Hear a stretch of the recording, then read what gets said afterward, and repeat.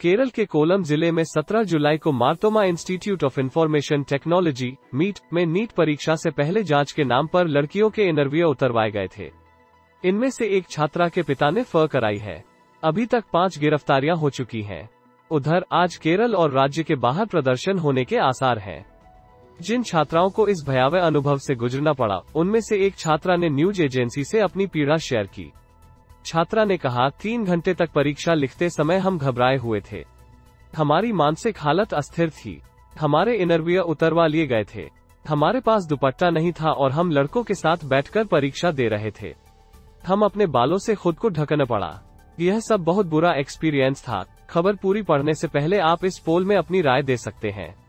हमें इंटरव्यू हाथ में लेकर जाने को कहा। इस छात्रा ने आगे बताया कि जांच प्रक्रिया के बाद जिन लड़कियों की ब्रा में मेटल हुक था, उन्हें एक तरफ किया गया। फिर एक एक करके हमें एक रूम में भेजा गया और हमसे इंटरव्यू हटाने को कहा गया।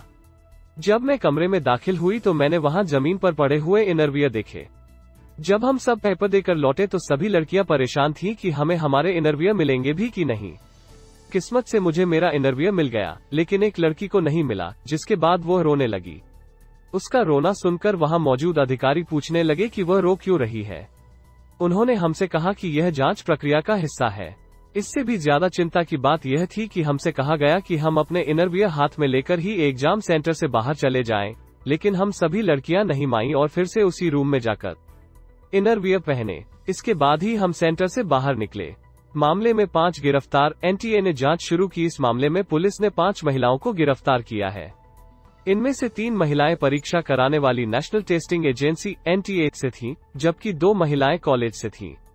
पुलिस को इस बारे में 3 शिकायतें मिली हैं। वहीं एनटीए ने फैक्ट फाइंडिंग कमेटी बनाई है। केंद्रीय शिक्षा मंत्रालय ने कहा कि विदेश और संसदीय मामलों के राज्य मंत्री वी मुरलीधरन और केरल के अन्य जनप्रतिनिधियों ने इस संबंध में शिक्षा मंत्री धर्मेंद्र प्रधान से मुलाकात की है। इस बारे में केरल की शिक्षा और सामाजिक न्याय मंत्री डॉक्टर आर बिंदु ने भी केंद्रीय शिक्षा मंत्री को एक पत्र लिखा है। चलिए जानते हैं कि आखिर क्या है नीट का ड्रेस कोड। क्या नीट का कोई ड्रेस कोड है? हाँ, national eligibility cum entrance test यानी नीट के इंफॉर्मेशन ब्रोशर 2022 में परीक्षा में शामिल होने वाले महिला और पुरुष कैंडिडेट्स के ड्रेस कोड की जानकारी दी गई है। साथ ही इसमें परीक्षा में नहीं ले जा सकने वाले यानी प्रतिबंधित सामानों की भी लिस्ट है। 2. क्या है नीट का ड्रेस कोड? 3. नीट के लिए कौन सी चीजें प्रतिबंधित लिस्ट में है? 4. क्या नीट की एडवाइजरी में मेटालिक हुक का जिक्र है? नहीं, नीट की एडवाइजरी में किसी तरह के गहने मेटालिक चीजों पर रोक तो है, लेकिन एडवाइजरी में ये नहीं कहा गया है कि मेटालिक हुक वाले कपड़ों पर भी प्रतिबंध है। केरल में लड़कियों से इंटरव्यू कथित तौर पर उनकी ब्रा में मेटालिक हुक होने की वजह से ही उतरवाए गए थे। 5. क्या कैंडिडेट्स की तलाशी की इजाजत है? हाँ, एडवाइजरी में कहा गया है कि कैंडिडेट्स की अनिवार्य रूप से बेहद सेंसिटिव मेटल डिटेक्टर्स के जरिए गहन तलाशी यानी फ्रिस्किंग की जाएगी। प्रतिबंधित सामानों को किसी भी परिस्थिति में परीक्षा केंद्र के अंदर ले जाने की इजाजत नहीं दी जाएगी।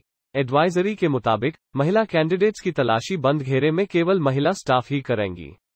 6. जी मेंस, जी एडवांस्ड और के लिए क्या है गाइडलाइंस? इन परीक्षाओं के लिए भी गाइडलाइंस लगभग वही हैं, लेकिन जी मेंस CUET के लिए लंबी बाह और जूतों पर रोक का जिक्र नहीं है।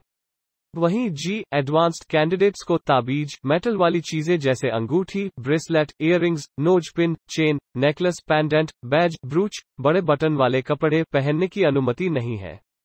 इन कैंडिडेट्स को खुले जूते जैसे चप्पल और सैंडल पहनने की इजाजत होती है।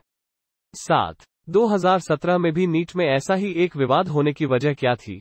मई 2017 में केरल में नीट के एक परीक्षा केंद्र में प्रवेश से पहले कुछ फीमेल कैंडिडेट्स के इंटरव्यू उतरवाने के मामले में 4 महिला टीचरों को सस्पेंड कर दिया गया था। उस समय नीट की परीक्षा CBSE करवाती थी। नीट एग्जाम में सेंटर्स पर हुई गड़बड़ी से जुड़ी बाकी खबरें भी पढ़ें।